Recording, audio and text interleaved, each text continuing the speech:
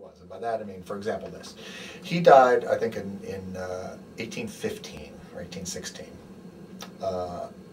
In 1820, so 5 years later, Georgetown had about 35 students, half of whom were under 14 years of age. So the school then, and as a result its curriculum, was a very different place, a very different creature. So it's not surprising that its curriculum, its way of being, its way of dealing with students was enormously different than what it is today. In fact, it's almost impossible to make a direct extrapolation from that to now. In the 1800s, Georgetown existed as a provincial house of higher studies for philosophy and theology, preceding the opening of Woodstock's Scholasticate in 1869, and exercised considerable influence upon the religious development of the country, not to mention Catholic progress, in America's early years. The growth of Georgetown and Carroll's mission for it was a major catalyst in the proliferation of other institutions for Catholic and Jesuit education in 19th century America. Bishop Benedict J. Fenwick of Boston, one of the first students at Georgetown, founded Holy Cross in Worcester, Mass. In 1843. Bishop Neal, one of the first presidents of Georgetown, also founded the Visitation Order in America. Thus, through Carroll's innovative vision of American education of the whole person, cura personalis, and of one open to all people, rooted in both Catholic and ecumenical values, his legacy lives on not only through Georgetown University, but through Jesuit schools across the country. Carroll died in December of 1815, 26 years after founding Georgetown. A Baltimore paper published an obituary on the day of his burial, which stated, quote, "In him religion assumed its most attractive and amiable form, and his character conciliated for the body over which he presided, respect and consideration from the liberal, the enlightened of all ranks and denominations. For they saw that his life accorded with the benign doctrines of that religion which he professed. In controversy, he was temperate yet compelling, considerate yet uncompromising."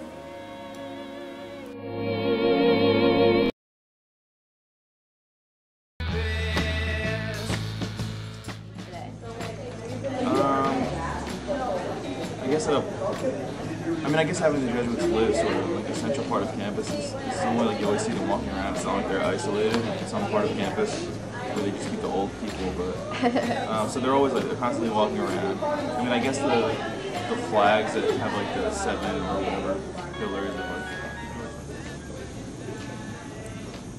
I don't know. That's a tough question. I guess I would have to say with the like the mass church services that they offer on campus is very convenient and it upholds and things, but I would say the strong Jesuit aura that they have here, although I couldn't tell you what that means, but I think that along with the churches and services on campus have a lot to do with upholding tradition. In Catholic values today. There's a lot of sweet things on like the light posts that are like Jesuit sayings, so that's what I would go with. Catholic values today. Well, I don't really notice them. Okay. It has the signs. Okay. I don't know, they have pretty good campus ministry and... Okay, that's good. I would say, actually my priest back home, when I told him I was applying, he said, "Oh, you're going to Georgetown?" I go, "Yeah." And he's like, "Oh, is it because it's Catholic?" I was like, "Yeah, well that's part of it." And he's like, "Oh, well, it's not very Catholic if that's the reason that you're going." I was like, "Oh, no, dude, I'm going anyway." He's like, "Oh, well, good luck." So that's the reputation that it has in Chicago, at least. John Carrol did not want us to be, and we are not a Catholic ghetto. Everyone here is not Catholic. Even the substantial majority here are not Catholic necessarily. And that brings with it complexity. I think part of the complexity of the experiment that Carroll launched still happens today, still is alive, which is how do you be genuinely and authentically Catholic and yet at the same time open to others who are not? You know? I suspect it's simpler at other Catholic schools and maybe at other Jesuit schools who live in simpler cities, who have less complicated histories, whose student body and whose faculty are less diverse religiously than ours. That's not to put them down in any way or to put us down. It's just to say we are different. We have our own history, our own mission, our own singular way of living out this Jesuit and Catholic identity.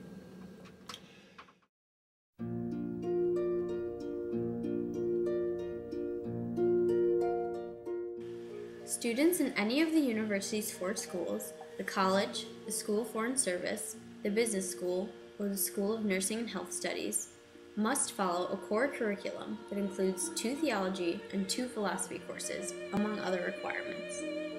Outside of the classroom, today's Georgetown seems to rest its focus more on social justice and activism rather than traditional Catholic doctrine. Georgetown balances its heritage with the ongoing desire for a pluralistic institution at which freedom and diversity flourish. For this reason, Georgetown's self-promoted identity as, quote, a national university rooted in the Catholic faith and Jesuit tradition, committed to spiritual inquiry, engaged in the public sphere, and invigorated by religious cultural pluralism, reflects this.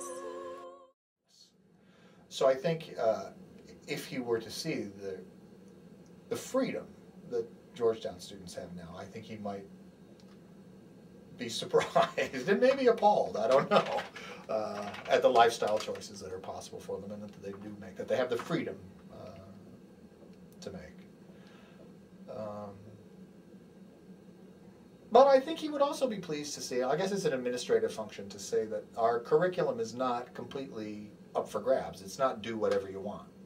You know, we do have a core curriculum that says, no, we think that a substantially educated man or woman should have been exposed to these fields, these ways of studying, these ways of thinking, these ways of researching, in order to call themselves an educated human being. And I think he would, I think he would say that that is a good and fitting use of administrative power.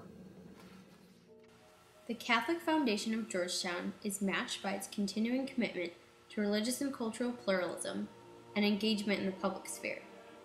John Carrol was adamant that religious and educational freedom be fundamental in the founding in the United States after his experiences in France and in the colonies, when his efforts were met with opposition. Carroll, like his Jesuit counterparts, was committed to facilitating and encouraging diversity. The Jesuit mission, as stated by the Society of Jesus, involves communications and collaboration with other faiths and traditions. The Jesuits' dedication to diversity was echoed by Carroll's intentions for Georgetown University. Georgetown's campus features a Muslim mosque and Protestant services, and the curriculum calls for a diverse core